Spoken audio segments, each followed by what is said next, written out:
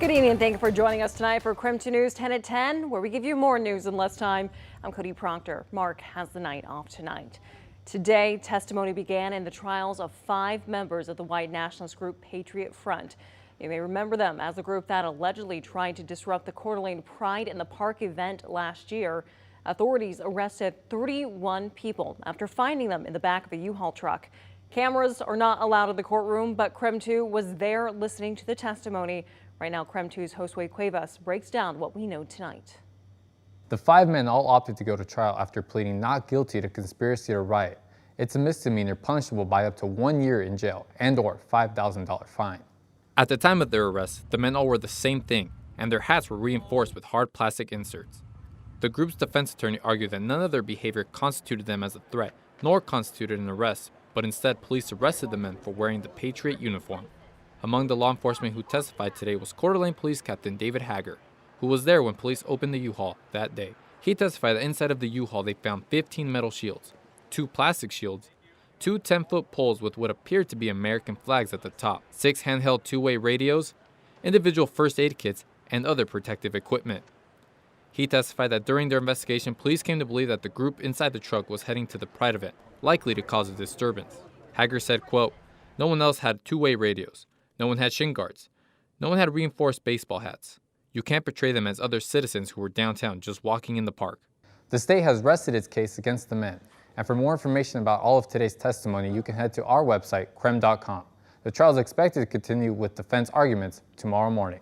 In the studio, Josue Cuevas, KREM 2 News. Josue, thank you so much. In the meantime, let's switch gears to one of our other top stories tonight.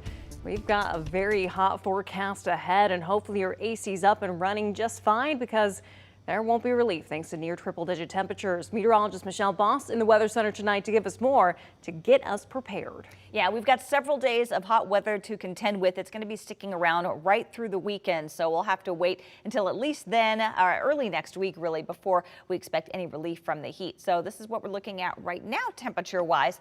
Pretty warm out there, 81 in Spokane, so kind of holding on to that heat there at the 10 o'clock hour. 67, though, in Deer Park, in the 60s in Sandpoint, and still plenty of upper 70s and lower 80s across the rest of the region. Satellite and radar showing clear conditions across the inland northwest, and don't expect any changes in that department right as we head on into the weekend. Heat advisory for Thursday for the LC Valley. We're looking at pretty hot afternoon temperatures from in the 90s up to 107 degrees. So staying pretty toasty down there. Short-term forecast keeps the skies clear as temperatures head down into the low to mid 60s for lows. Sunshine tomorrow will heat things up pretty quickly. Even by 10 a.m. we'll already be up into the lower 80s and looking at upper 90s the next couple of days. Light winds tomorrow, 97 degrees. That low is not 91. That should be 61. It's 97 on Friday and in the mid 90s on Saturday as well.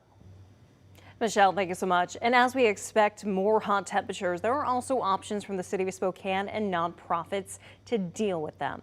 6 Spokane City Public Libraries turn into cooling centers starting tomorrow. The hours are tomorrow and Saturday from 10 to 5 p.m., noon to 4 in the afternoon on Sunday, and then 9 in the morning until 7 in the evening, Monday through Thursday. The Trent Resource Centers also offering space to cool off. The city activates the cooling centers when the predicted temperature by the National Weather Service is 95 degrees or higher for 2 consecutive days or more. New at 10, the Douglas County Sheriff's Office identified a body found along the Columbia River as missing 25-year-old Jesse Robert Cadenas of Rock Island. Deputies found the body last week following a report of a suspicious complaint. With help from Wenatchee Valley Fire Department, deputies recovered the body. The exact cause of death remains unknown tonight. In your Northwest News right now, we're learning more about a person of interest in the suspicious deaths of 4 women in the Portland area. Cell phone video shows officers surrounding a man in a vehicle at a Milwaukee, Oregon gas station last month. The 38-year-old is believed to be a person of interest in the investigation. A witness says he watched the man trying to run away from police.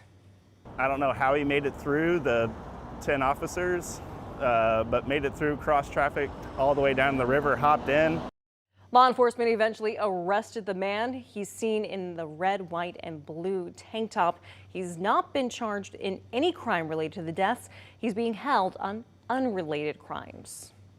Idaho Governor Brad Little announced today there's a major bonus on the horizon to add to the $200 million property tax relief package passed this year.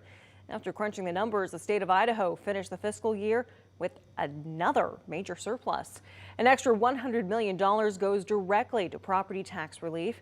That's in addition to the $205 million House Bill 292 created for 2023. There's a caveat, though, from Governor Little and legislative leaders. They say local government budgets made this summer will ultimately determine what each individual Idahoan sees in relief. The state of Idaho collects no property taxes, and the state of Idaho spends no property taxes. That's all done at the local level. And in the next couple of weeks, you're going to see all these budget hearings by these locally elected officials setting those budgets. And if they are not careful with their budget decisions, they can suck up a lot of that the taxpayers won't see. Legislative leaders believe each Idahoan will see between 10 and 13% relief in their property taxes. Time right now for Nightbeat for a quick look at the day's top stories. Coming to the November ballot, Spokane County voters will vote on a 0.2% sales tax that helps fund a new county jail. This comes after county commissioners shot down a motion to move the vote to next summer. If passed, the sales tax would raise an estimated $1.7 billion. That would not only go to a new jail, but also to public safety, criminal justice, and behavioral health efforts. It would be in place for the next 30 years if approved. The remains of a World War II veteran finally has a name. The group POW MIA recently identified 36-year-old Sergeant James M. Triplett of Spokane after his plane was shot down over northern Germany back in 1944. Witnesses who ejected and survived the crash say they never saw Triplett get out of the plane. He was also never reported as a German or prisoner of war. He was declared dead back in 1945. Following the end of the war, remains were found but never identified.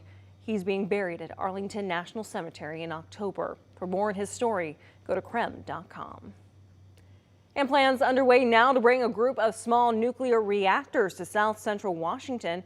Energy Northwest says they'd be capable of generating up to 960 megawatts of electricity.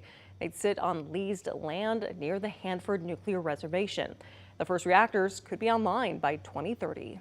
And that was your Nightbeat. Text the word night to 509-448-2000 to learn more about any of these stories, and we'll send them right to your phone. By the way, the primary election's August 1st. That is just 2 weeks away. So this year, voters will elect the next mayor of Spokane, and we want to help you learn more about all 5 candidates running for that seat. So chief journalist Amanda Rowley asked each of them to spill the tea on who they are and where they stand on important issues. Tonight, you'll hear from Patrick McCann. As mayor, I would want to personally attend neighborhood councils because that is the most grassroots part of our city democracy. This was only a small portion of Amanda's conversation with McCann. You can watch the full interview on our KREM 2 YouTube page. You can also text us the word T to 509-448-2000.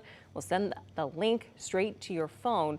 We'll also hear from the remaining mayoral candidates during the rest of the week.